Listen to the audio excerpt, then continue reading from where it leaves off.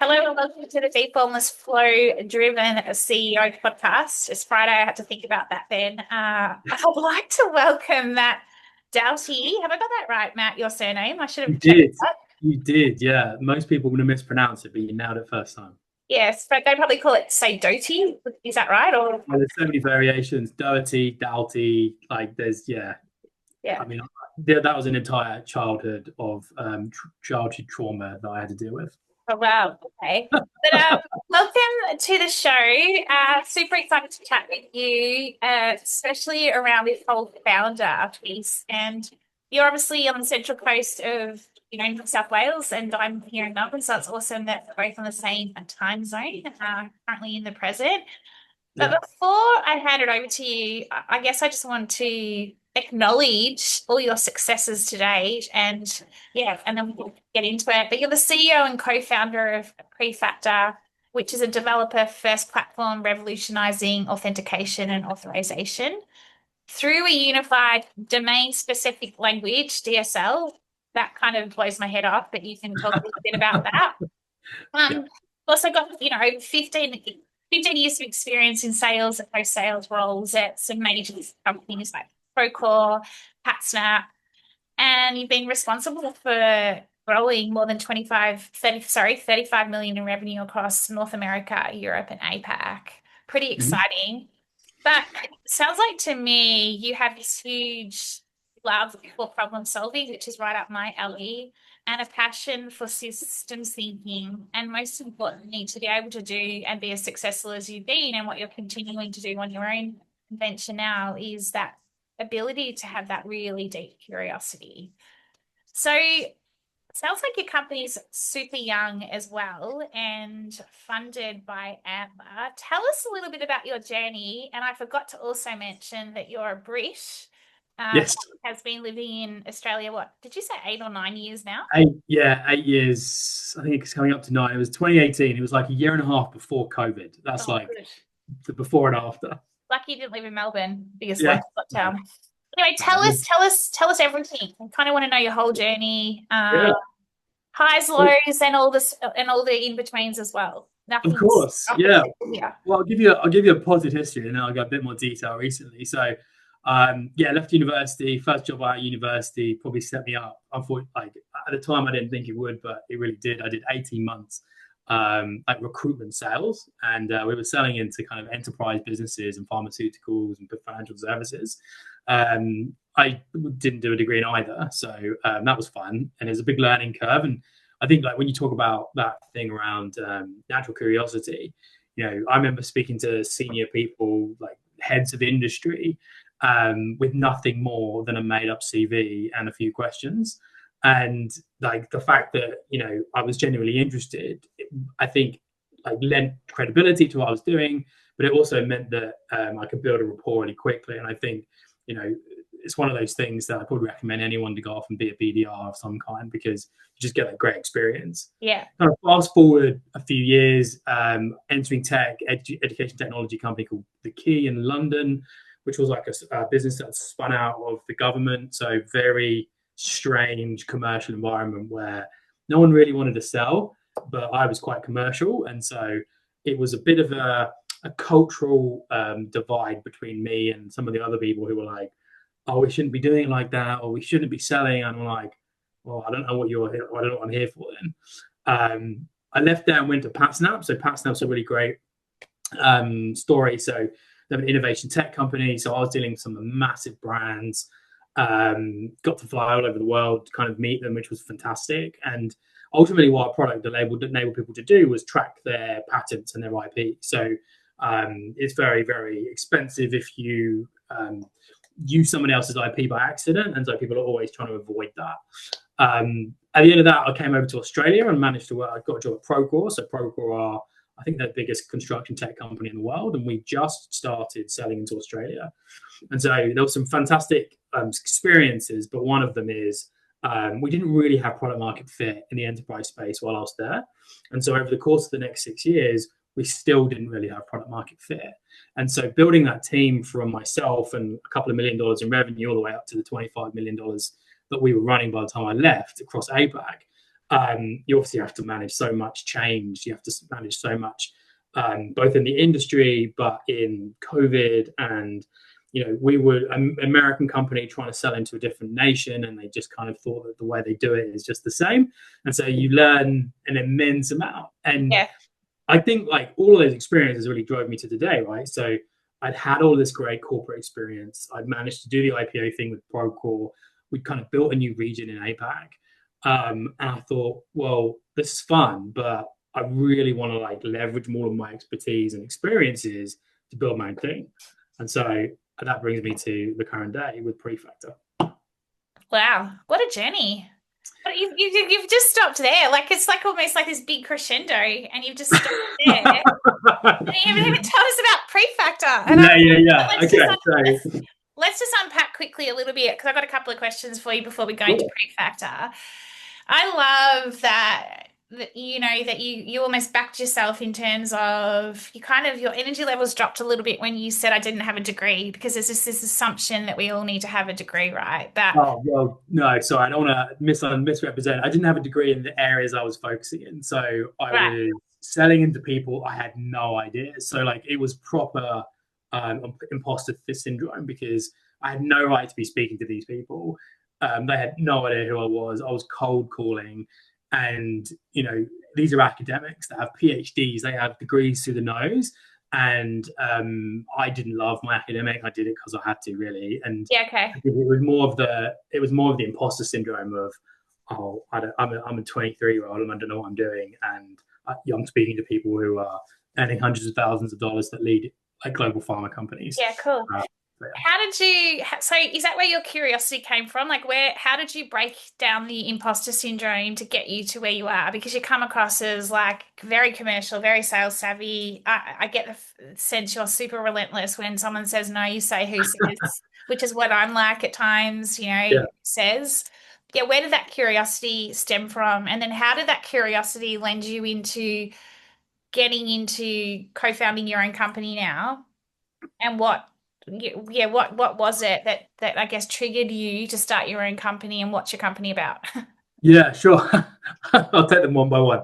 I think like the natural curiosity is something you either have or you don't have. Like with teams that I've worked with in the past, I feel like the people that are the most successful are the people that genuinely care about the answers that they're getting from their customers. And I think I have a unique kind of background because I've worked in education technology, I've worked in construction technology, I've worked in innovation technology, and now I'm working in developer technology.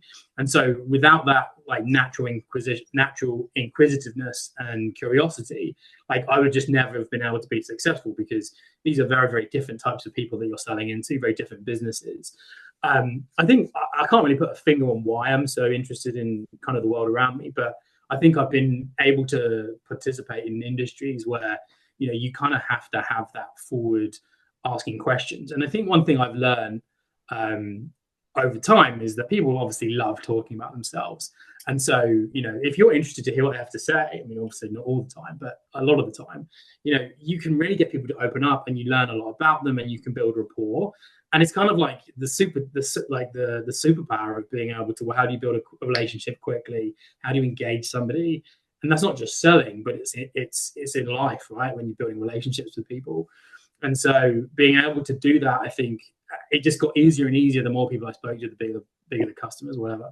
And it just drives you on to know more. And then you realize, oh, I can actually, slightly, pessimistically go, I can turn those good relationships into kind of a job, into an income, and into a company. And so I guess to answer the question about like, why did I go off and do my own thing, I think, I'd had a brilliant kind of corporate career to date and kind of really wanted to kind of put my money where my mouth is generally like the thought process. I think that towards the end of the time of Procore, like there was a lot of change going on and, it was quite draining. And so I think, what I had was a bit of time to reflect. I went back to the UK and Europe for 6 weeks with the family, kind of reflected on where I wanted to go next. I think I applied for like 2 jobs and then I was like, yeah, sod that. I don't want to do that anymore. I want to build my own thing. And yeah, you mentioned at the beginning, like Antler backed us. So Antler's a brilliant program. You go in with an idea or not, and essentially you can build your business and get funded in that space of about 10 to 12 weeks. So I'm a huge advocate for them. But I think fundamentally, like they just enabled and shaped me in terms of how to build a business as opposed to that drive. And I don't come from developer world, and so building a product which is very eloquently described it earlier on. Essentially, what we're trying to do is solve problems for developers. Authentication is logging in, and authorization is kind of what can you do when you've logged in. And for the average of the developer, like this is a real pain point. I hear people regularly telling me this is the hardest part of the app. You spend hours and days and months building this stuff. And so you naturally think though, it's like, oh, this is a solved problem, right? Because everyone logs in all the time. It's easy, it's passwords. Well, it's not. It's like that's the easy bit. The bit that's hard is the bit underneath. And so I've worked with a great co-founder, Simon, who's kind of done this before. And so we work really well together in that respect. But I think like it's a journey, and I think I've learned a lot over the last 6 months of post funding, and I mean it is amazing. But like we were just talking beforehand about kind of the ups and the downs. But a classic example. So we went up to Brisbane to pitch to some business angels on Wednesday, and you come away, and it was the first time I'd done it in person. Was really nervous, stumbled over the first couple of slides. I'd like practiced to death. Stumbled over the first couple of slides, came away, and was just like sitting there in my room. And I spoke to my co-founder. So I was sitting in my room afterwards, and I was like, "ChatGPT, is this what I should be doing?" And it was like, "This is a good question. This is a great inflection point in your time."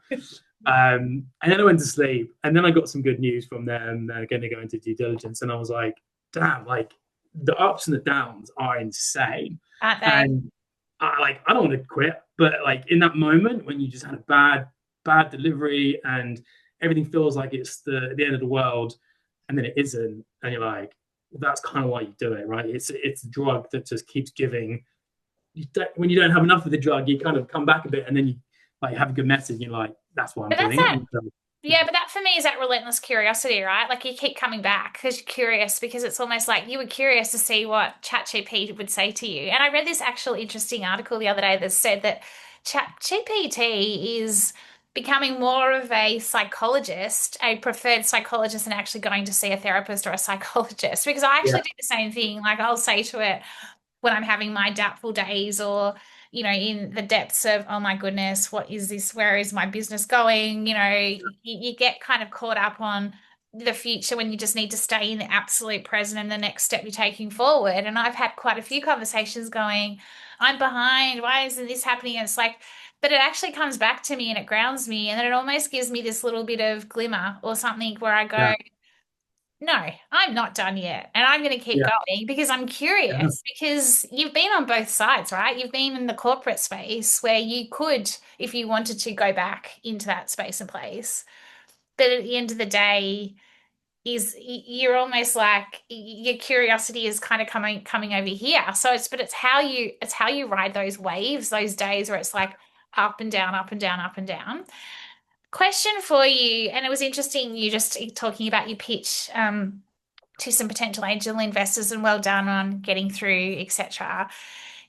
Do you ever feel like at times, especially with your own business, that you almost try and over perfect or over practice, and half the time it kind of almost kind of creates mumbo jumbo in your mind, because we were again talking quickly before the pod around, and it's similar to problem solving, right? We quite often will get given a problem or presented with something, and it's like, okay, I have to do this, this, this, and this, which is similar to like a pitch, because I know pitching well as well.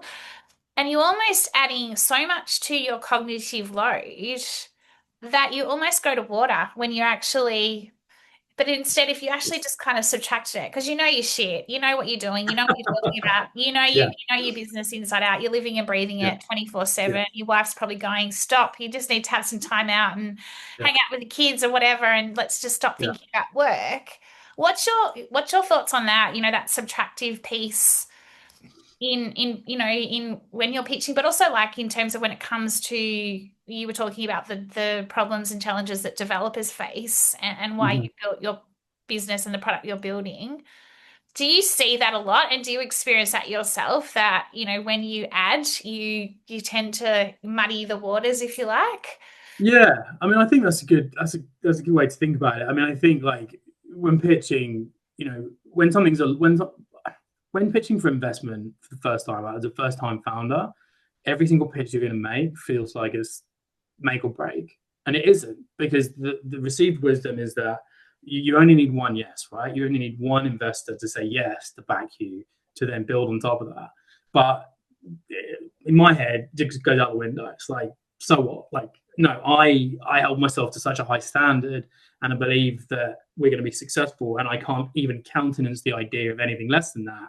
That I put an extraordinary amount of pressure on myself, which makes me, probably a fairly successful person in business, but probably a pretty horrendous person at times at home. And I think like that, just continuing striving for more, I think is a good and a bad thing. I think to your point around like taking stuff away to kind of like almost see the wood from the trees is, I think, a real, yeah, that's right, yeah, is a great analogy, because like on Wednesday, for example, on Tuesday, I was staying up late into the night. I've been doing that for the last week and a half, just tweaking. I think the other challenge you have in life is that you get loads of feedback, and it's really hard to know like what your own thoughts are. And so, like, I'm somebody that I love feedback. The harder the feedback, the better it is. But on the flip side of that, you can get quite confused about what feedback to take and what not to take. So, in the space of 3 days, I spoke to 5 different people in my network, and there was some very contradictory stuff in there. And then my co-founders of view, but I'm the one that's going out to pitch. And so like the level of confidence you got to have in yourself to just back yourself is so big, but then the risks are so high if you get it wrong. And so like there's a very big like dichotomy of like, you want to get it right, but you also don't want to ignore the feedback or do something else and like be told, oh, I told you so. And so how do you handle that though? What's your trick? What's your secret? Oh, you don't have to give it away, but what is your secret to that? Because I agree with you around that feedback, and sometimes you can take so much on that it almost takes you off course a bit. And then you kind of go, hang on a second, and you stop. And it's almost like when you're silent and you go, no, I'm here. And again, it's that curiosity piece. I think it's intuition as well, where it kind of pulls you back. What's your trick or secret to, yeah, all the feedback? yeah, I mean, I think the classic response is you should take all feedback on, be respectful because it's a gift, isn't it? I agree with that substantively, but not entirely. I think that assumes that people don't have intent behind the feedback they're providing you, and they have different life experiences which are different to yours, and they see things through a different lens. So I think it's really important to have perspective on that feedback. Obviously, I'm more like, or most people will be more likely to receive feedback better from people that they trust, they respect. So I guess that's it. But I think as well, like intent, my mob manager always just talk about intent, and like the feedback that you get, you should always just like assume good intent, and then do with it what you want. I think this last week, ultimately I had to basically just take the feedback on the things that I'm less confident on, and then just back myself on the things that I know I'm right about. And so like the structure of the deck, the way I wanted to deliver the points, were key. Like I needed to improve it, but if I listened to everyone's feedback, then I'd be a nervous wreck. I think what was quite interesting actually going into the pitch, like I said to my wife last night, like I wasn't nervous. I was stood there. I wasn't nervous. I wasn't nervous walking up to the plinth, and then there was just somebody said something to me that just like completely put me off, and that was why I kind of like I didn't flunk them, but it wasn't great. And so interestingly, I think I probably take that feedback quite well, because I know when to like filter it out and when not to. But I haven't always been able to do that, and I think that's probably one of the hardest things when you are not the expert in the room. And that's the same thing with what we're doing, right? We're helping developers. I'm not a developer. And so it gives me a different perspective, but it's also really hard because you're like, well, are they right? Are they not right? And is it right for me to challenge that view? Now, they're probably thinking, oh, it's just a guy asking me a question. Me, I'm thinking, oh, I don't have a right to ask you that question. And so I think it just comes with like time. It comes with confidence. At times comes with, the more people you speak to, the more curiosity, and people can read that. They know that you're not just doing it for the sake of it. And so, yeah. And also for me, I love this conversation so much because it also for me, and it comes right back to your point earlier, it comes back to understanding someone from a human perspective, right? Like I've always been a believer in, and yes, I've had times where of course I've had the imposter syndrome or felt intimidated, but at the Mm. end of the day, we're all human. And so you talked about these PhD academics, etc.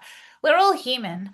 So, and that's the beauty for me of problem solving in terms of you coming in and you're not a developer and I'm not a developer in any way, shape, Mm. or form. And even Yeah. today, like I could come into our chat feeling quite intimidated based on, because I was kind of looking again, refreshing myself coming into our chat thinking, shit, how am I going to, how am I going to talk to Matt about his business and him Yeah. think that I know exactly what his business is all about and what we're talking about.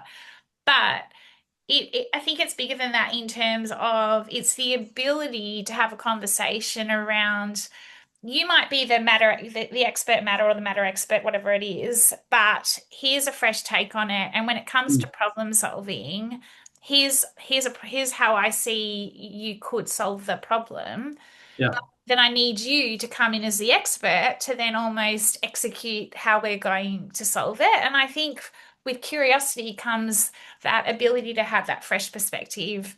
And Mhm. so that for me is a gift. And so that's where I kind of look at things and go, well, it's like anybody can be a creative, right? Yeah, there's this whole thing around there's only certain people that are creatives. The same with anybody can be a problem solver.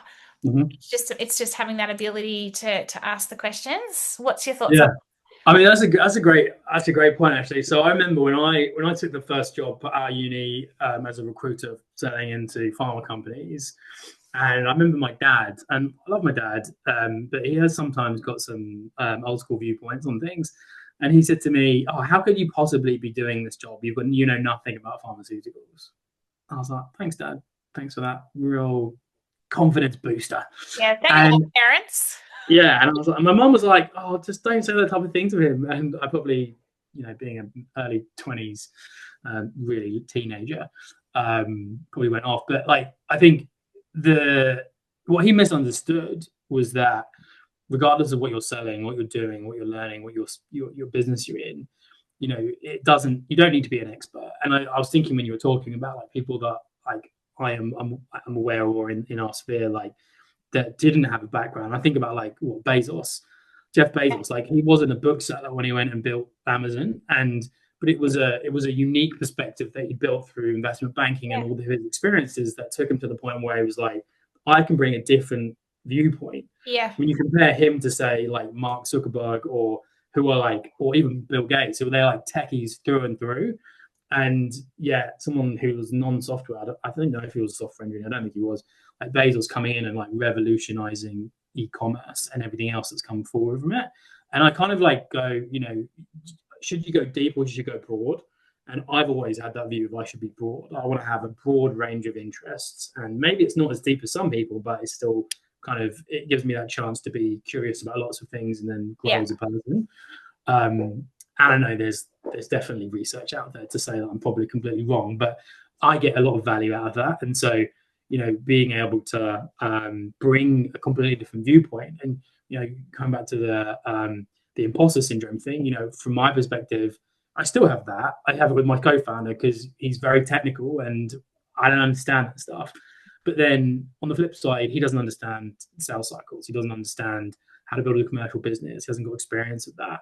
And so, you just have to back yourself when it comes to that. And I think the more I've done it, the more I realize that it's not about the industry or the customer. It's about the skills and it's about like how you interact with humans. And 100%. like whether you're a construction manager who's 65, who's never used technology before, and they're kind of getting their entire team on board using it, or you're a developer who insists that they're never going to buy anything off the shelf. Like ultimately, people just want to be listened to. They want people to empathize with their problems, and maybe they'll buy it, maybe they won't. But like if you've left a good impression through engaging well, then that can only be a good thing. Even if you can never look at that call as like a wasted half an hour, because if you haven't learned anything and you haven't been curious, then that's on you. But That's not Yeah. how I look at it. So, And that's why I love, like, that's why we're chatting, because you're revolutionizing, a new way of, kind of in the space you're in from a tech perspective, and the yeah. problems you're solving. And I think that's the thing, we're kind of got this old world of, well, if you're not the specialist here, you don't have Mhm. the right.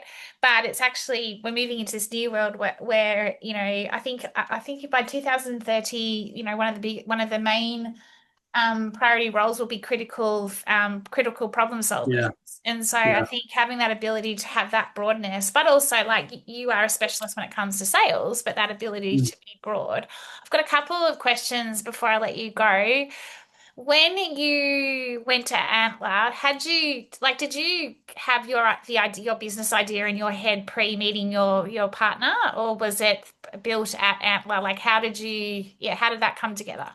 Yeah, so this is a fun story. So I came into Antler with an idea, basically to give like empower purchasers of software and essentially, move the needle from big enterprise software vendors maybe rorting their customers with 10 to 20% increases per year and basically give them more visibility over the value they're getting. Went in with that idea. I couldn't really get much traction with people in the cohort. So the way it works for anyone that doesn't know how it works, essentially you go in, in Australia, there's about 70 people, 80 people, about a third of them are technical, a third of them would be considered like subject matter experts, and a third of them will be commercial. And so the idea is like Amazon doesn't back founders who are in like solo founders. They back teams of people because there's a higher chance of success, etc. And so really like the primary objective really is to find a co-founder. But to find a co-founder, you need to convince them of your problem. And so my problem was that I thought this was a big problem to solve, but I probably didn't have the conviction that maybe I needed. And perhaps it wasn't even that. Like I didn't enter Antler because I had this brilliant idea that I thought was going to revolutionize the world. I entered Antler because I wanted to start a business, and I was going to do anything possible to achieve that. And so within about a week and a half, you pitch every week your ideas to the rest of your cohort. You get feedback straight away. I couldn't quite land on a person and I couldn't quite land on a solution, and so threw it out. 10 days in, out. About 10 days later, I started working on an even more technical product that I'm currently working on, with a guy down from Melbourne who is super technical, back-end developer. Haven't come into contact with many people like that before. Started working with him, came down to Melbourne, had a great time. We were like, oh, we're going to work together. And then I was away in the UK for a wedding. And I remember I was sitting on my best friend's breakfast table in London. And I got this text message through, and he was like, I don't think it is working out. And we had some disagreements about some pretty fundamental commercial stuff that he just couldn't get his head around. And it was just too much work, really. Anyway, the next day, I then chatted to my now co-founder, and we'd been speaking since day one. So we'd had a really good relationship outside of that, which was probably the good foundation for like Yeah. where we had come from. And then, yeah, from then on in, it was that. And I mean, even you change your ideas, like you pivot as you go. But yeah, it was quite the up and down, I will say. Yeah, fascinating, fascinating. Two final questions. This Of is my course. second last. How do you switch off? Like in terms of, it's a slow and steady wins the race. You're only 6 months in, as a Yeah. founder and someone who has burnt out from, in my previous career. There's this tendency to, especially when you've got your own business, own company, that it's on your mind constantly 24/7. I've had to learn the hard way what it means to actively recover and ensure that I'm switching off. How Mhm. do you do that? Or are you? Uh, Badly, generally is generally the answer. Really, currently, really badly because we're going through this like pinch points. I think like the moments where I'm with my kids, I've got a 4-year-old and a 2-year-old. Like I was sitting this morning watching Bluey on the sofa with a blanket, and one of them's on one side and one's on the other, and I was like, "Oh, this is amazing!" Like I couldn't possibly be thinking about work.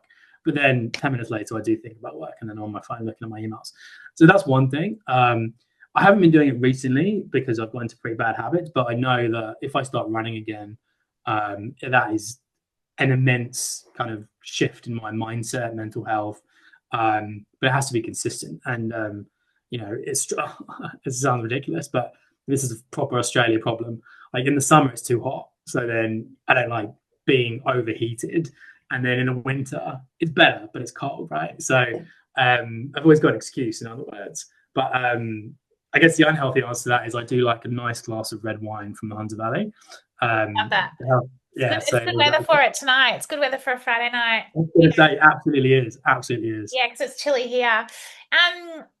Well, I think there's some advice in there for yourself to, the fact that you're having some downtime with the kids, but I don't know. I'm playing around in my head around. We're living in this non-linear world. We're non-linear in business. Everyone Yeah, talks about being consistent, consistent, consistent. I'm kind of grappling with it's hard to be consistent in a non-linear world. So what's your form of consistency in a non-linear world? So maybe there's some sort of way of adding a bit more into your active recovery. But what would be your last question? What would be your or last thought for you? What would be your advice or wise words to anybody who is on the cusp of not feeling fulfilled in their corporate role, wanting to pursue a dream, a passion of their own, what, in terms of starting their own company or whatever, what would be your one piece of advice of what not to do?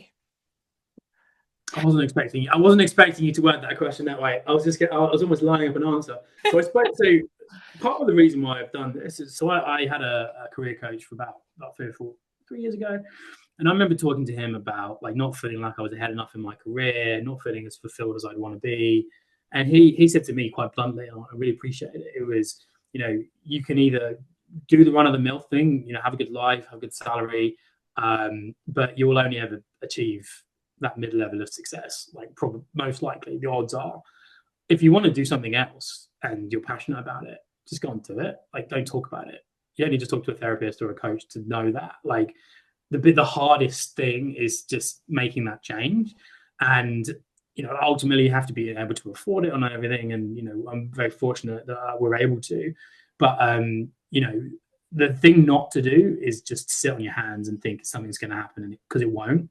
Like, you'll go through year on year on month, things will change. You'll get married, you'll have kids, you'll get divorced, you'll buy a house, you won't buy a house, and there will always be a reason not to do it. Yeah. And so I guess, I'm mid to late 30s. My wife tells me I'm nearly 40. I'm not. You're a baby. I'm way older. I'm 47, Um, 47 turning 48. Yeah. and I think like the thing that I is, yeah, you just got to do it. You just got to stop procrastinating, and really, like, what's the worst that can happen? Like, what's the worst? I mean, you're gonna fail. You fail, so what? Like, people love a failure these days. Yeah, Like 100%. Simon, my friend and I, we talk about it all the time. We're like, we don't want a business that's just going to be doing a little bit of revenue and just dies, or we could manage it forever and it will be okay. Like, I have much bigger aspirations. Like, we want to build $1 billion business. Like, we're focused on building the infrastructure authentication for AI companies, I love and it. so we're at that cutting edge.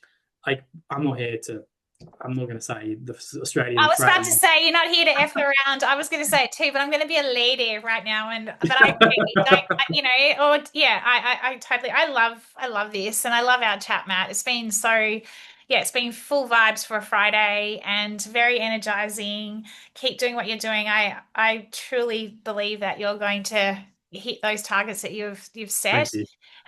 Really appreciate our chat. How do we find out more about you and your company? And yeah. Yeah. No, great. Yeah. Anyone who's looking for anything, if you're a founder, if you're not a founder, if you're a developer, you just want to check it out, is prefactor.tech, or matt@prefactor.tech. Send me an email. Happy to have a chat with anyone about your journey, but ideally sell you some products. So, Yeah, 100%. I love it. There goes that sales piece. I love it. Well done. And you did it in such a humanly way. And then I guess the other thing is, and I'm totally about this, is just staying open-minded and being curious constantly, right? It's all about yeah, that curiosity, absolutely. because there's always an answer there when you get curious. Yeah, Yeah. 100%. And life is boring if you don't ask questions, and if you don't care, and you're not curious about what other people are doing. And I'd say, Yeah. like, if there's one takeaway, 100%. Yeah. Awesome. Thank you so much. Have a wonderful Friday, long weekend here. And enjoy that glass of red wine tonight. I think I'll be doing the same. Thanks very much. Really appreciate the time. No, thank you.